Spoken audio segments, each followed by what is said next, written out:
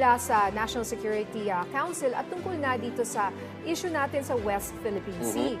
So itong isa sa mga nababasa natin ngayon, yung isinusulong ng isang civilian group, ang isang Christmas caravan o supply mission patungong Ayungin Shoal. At di ba nangangalap pa sila ng mga donasyon, no, sa mga sa lahat ng tao para sa misyon na ito. So ano po ang masasabi ninyo dito at nakipag-ugnayan na po ba sila sa inyong pamahalaan? Yes, tama yan, Nina. No? Actually, nakatanggap kami ng sulat mula sa kanila na humihingi ng suporta dito sa gagawing Christmas Convoy Civilian Supply Mission to the West Philippine Sea, particularly to Ayungin Shoal. Ngunit nung ito po ay napag-usapan namin sa National Security Council, ay meron po kaming agam-agam, no?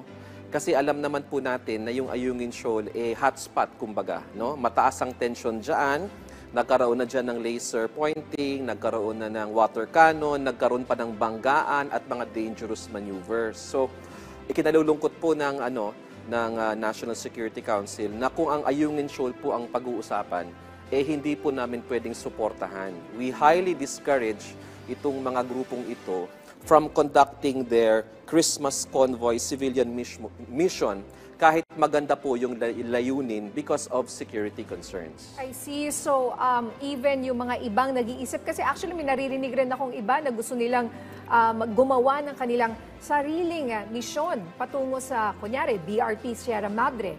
Pati mga yun, any future plans, you are discouraging it at this point?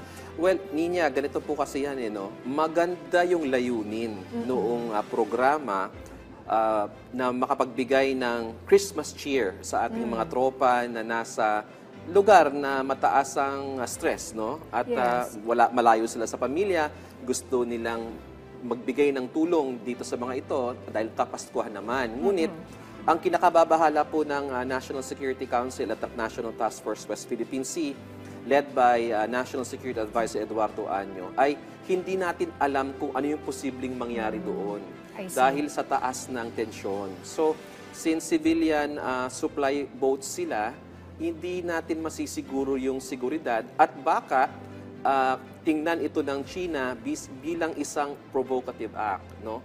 So, because of that, ang pakiusap po namin sa mga naglalayong dito sa Christmas Convoy, meron naman po tayong 9 occupied features, no? Okay. Lahat po ng 9 na yan, merong mga sundalong talaga. Okay. At malungkot din sila sa araw ng Pasko. Yes. Bakit hindi na lamang doon na lang nila dalhin yung kanilang Christmas gifts, yung mga nasa Lawak, yung mga nasa Pag-asa Island, at doon sa iba pang mga features natin na hindi ganun kataas ang tensyon kumpara sa Ayungin Shoal. So, pwede sila dun sa iba, wag lang sa Ayungin Shoal? Yes, pwede po yan, no? Pwede po silang makipag-ugnayan sa amin sa National Security Council. Natanggap na po namin ng inyong liham. Kung gusto nyo pong magbigay ng Christmas cheer sa ating mga tropa, dun sa ibang mga features na okupado ng Pilipinas, yan po ay walang problema. And we even encourage you to do so. Pero kung talagang gusto nilang ibigay doon mismo sa mga nandyan sa Ayungin Shoal, pwede naman siguro nilang yung mga donasyon na nakalap nila ay i-turn over na lang sa inyo. Pwede ba yun? Para kayo na lang ang magdala. Alam mo, Nina, you read my mind. That is exactly what we were also thinking. Kasi kung sakali matuloy man doon sa ibang mga features natin, may pupunta na. Paano naman yung mga baka magtampo naman sila. Kung meron po kayong gustong ipadala doon sa ating mga tropa sa Ayungin Shoal, pwede nyo pong dalhin sa National Security Council o kaya naman sa Philippine Navy, sa Western Command, sa Puerto Princesa, pwede mo nating i-turn over sa kanila.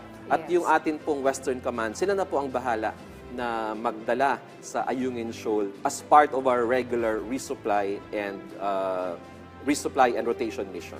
I see. Okay. So at least malinaw na po yung usapin na yan. Sa iba namang balita, ADG John, pinaimbestigahan ng Senado ang pagkakaroon ng government-issued ID tulad ng passport, lisensya, national ID ng mga foreigner. Ano naman ang hakbang ng NSC tungkol dito? Opo. Nung humarap po kami sa Senado for our budget hearing, Senate President Subiri Senate Minority Leader Coco Pimentel and many other senators ay binukas po yung isyong yan. No? And kami po sa National Security Council ay nababahala dyan sa pangyayaring yan kung saan may mga foreign nationals na nakakakuha ng birth certificate. So, we consider this a national security threat because pag nakakuha na po sila ng birth certificate, makakakuha na sila ng passport, makakakuha na sila ng national ID. So, parang regular na Pilipino na sila. Yes. And based on our initial investigation, mukha pong sa level ng local government unit nagkakaroon ng bayaran. No? There are allegedly, based on intelligence reports, some local civil registrars na nakatalaga sa mga LGU kung saan nababayaran sila itong mga corrupt public officials na ito at sila ay nag-i-issue ng mga peking birth certificate na siyang pinapadala sa Philippine Statistics Authority at pag nakarecord na po yan sa PSA, pwede nang humingi ng PSA certified copy of a birth certificate, which can then lead to a passport, which can then lead to many other documents like national ID.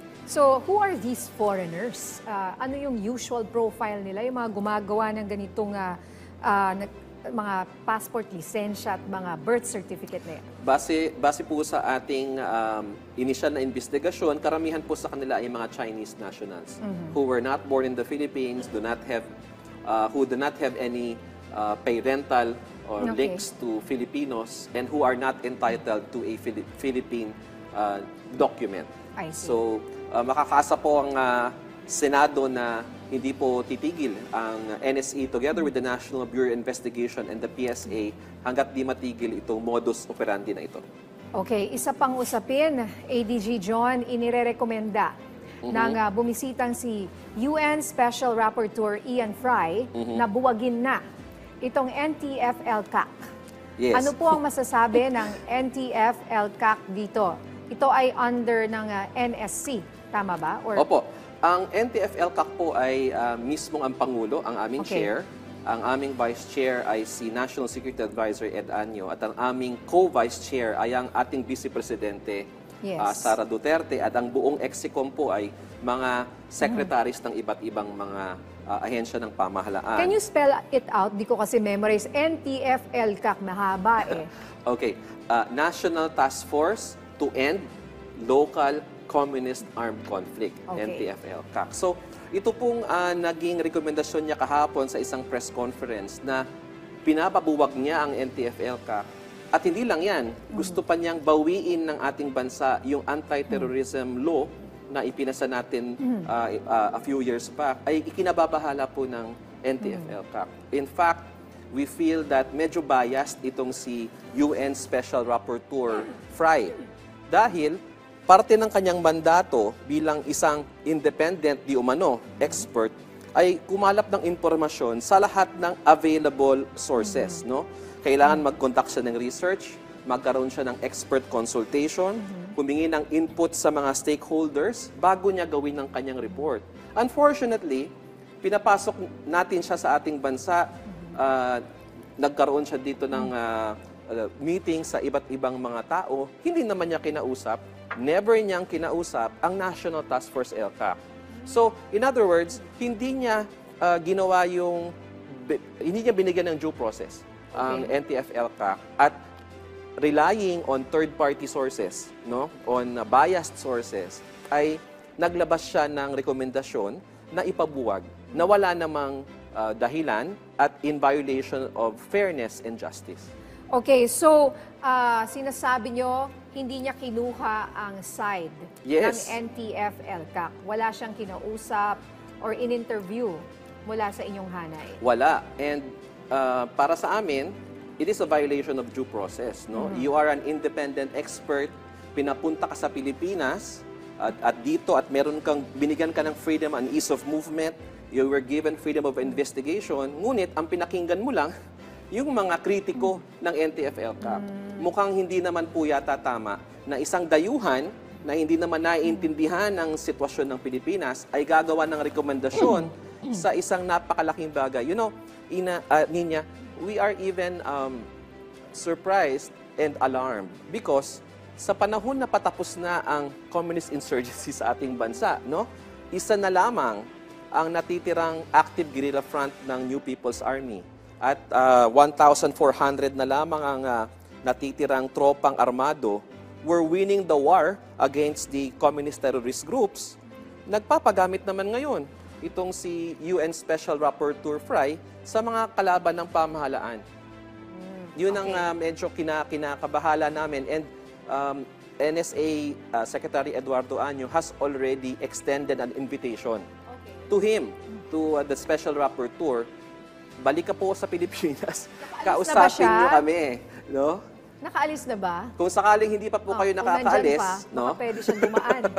Daan po kayo sa amin, sa NTF-ELCAC, at para makapag-usap po tayo, para maibigay naman namin yung side namin, bago kayo gumawa ng isang rekomendasyon na walang basihan at nakikihimasok sa internal na policy-making process ng ating bansa. Okay, maraming salamat, ADG John, sa paglilinaw na yan.